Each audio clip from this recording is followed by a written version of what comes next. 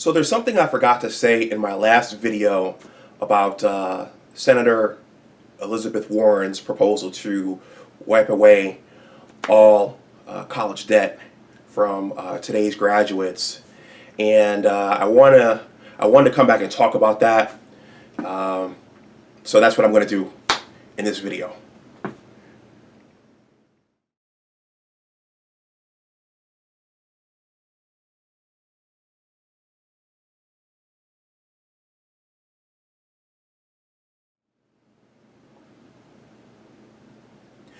Welcome back to my channel. My name is Dr. Anwar Youssef Dunbar. The title of this video is Elizabeth Warren's student loan proposal and parental responsibility, or some iteration of those pieces. I have to, when I tape these videos, I usually have to go in and make sure the title is appropriate and one that's very descriptive for the YouTube algorithm.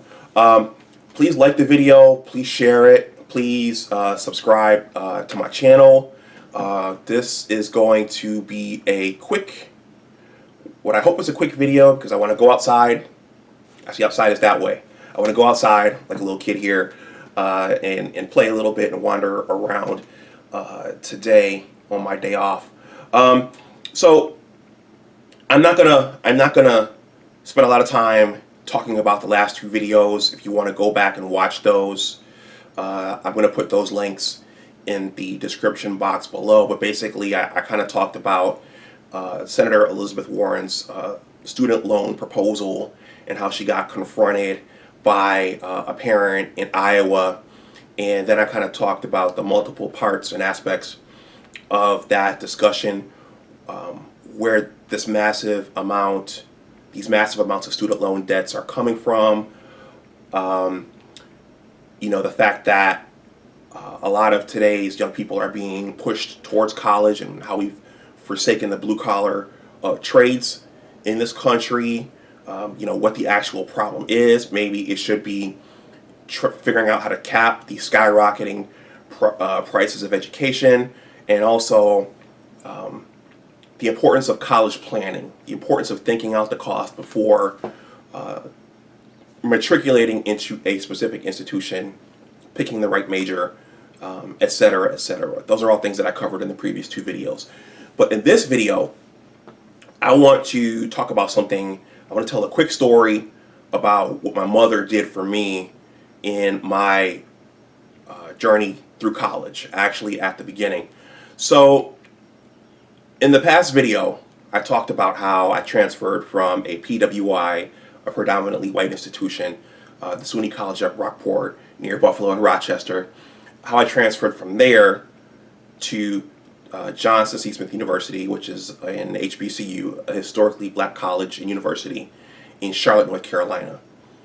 So actually, and I think I said this in a previous video, Johnson C. Smith University, when I decided I wanted to go to an HBCU, JCSU wasn't my first choice. Oh, I know. I mentioned this in the Elijah Cummings Baltimore President Trump series.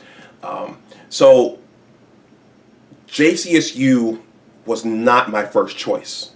My first choices were actually Morgan State University, Virginia Union University, and Hampton University. Those were the three HBCUs I had my eyes set on. As I said in the Baltimore series involving Elijah Cummings and President Trump's tweets, my mother said Baltimore was too dangerous for me to go to. So I didn't go to Morgan State University, and I was kind of disappointed about that. And it was all kind of, 20 years later, while we're having these discussions about Baltimore, it's kind of funny and it's kind of ironic that she passed that judgment on the city, and we're having this back and forth about Baltimore. Anyway, so that left, at the time, Virginia Union and Hampton. And, I didn't really know that much about those schools other than the fact that they were HBCUs, and I had heard the name. There was a basketball player named Rick Mahorn, who played for the Detroit Pistons, who went to the Hampton Institute back in the day. And I know that Charles Oakley who played for the Chicago Bulls and the New York Knicks, went to Virginia Union, and I just knew that they were kind of down in this little mid-southern, mid-Atlantic region, and I wanted to be close to Washington, D.C. because I had a girlfriend here at the time. Anyway, so to make a long story short, I was all set to apply for these schools, and I might have applied, but my mother said, you know what? She said, you know, you can't go. And so she'd already knocked down Morgan State, and now she's knocking down these two. And I said, well, why not? She said, well, those schools are too expensive. You'll be paying back student loans forever. And so I sighed and rolled my eyes, and I said, are you sure? You know, I really want to, you know, Hampton, it's by the beach, it's by the ocean, it's down, you know, near Norfolk and all these different things, and you know, it's a historic HBCU, and you know, Virginia Union, it's historic, it's well known. You know, why can't I go? She said, well, you know, it's these schools are too expensive. I can't tell you what the tuition was at that time at those schools, but they were expensive to the point where she said, you know what, you can't do this, you know, for your future. So my mother showed a real leadership. She showed a lot of leadership in that moment. As a young person, you don't really understand what it's like to pay bills, and you don't really understand what it's like to have to pay a long-term debt like that back. And I think that that's an important, I want to enunciate all my words correctly. That's a very important role for a parent or a mentor. It doesn't necessarily always have to be a parent, because some parents haven't gone, especially in my community and culture, there are still a lot of parents who haven't gone to college themselves, so they can't really guide their children through that piece. But someone has to say, okay, look, this is what the tuition is to go to this school. Can you afford this?